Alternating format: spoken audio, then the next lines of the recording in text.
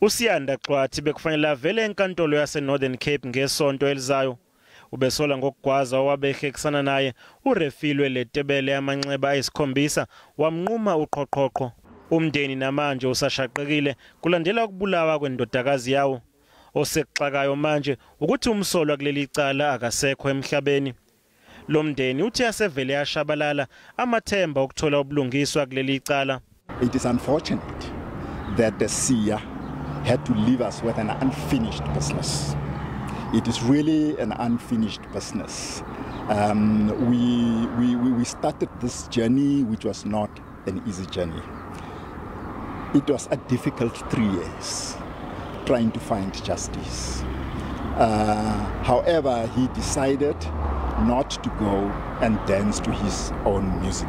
uXwathi ubengaphandle ngebhayili ngesikhathi sokushona kwakhe. Umndeni uphakamisa ukuthi kuhoxiswe zonke izicelo zebhayili zabantu ababhekene namacala okwenza udlame olweyamene nobulili. 5,000 bail for taking my daughter's life away.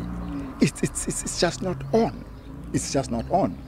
And the justice system would be saying to you, well, every person has got a right to bail. That is wrong. Amaphoyisa aphenya ukushona kukaXwathi yize engasoli isandla semfene okwamanje.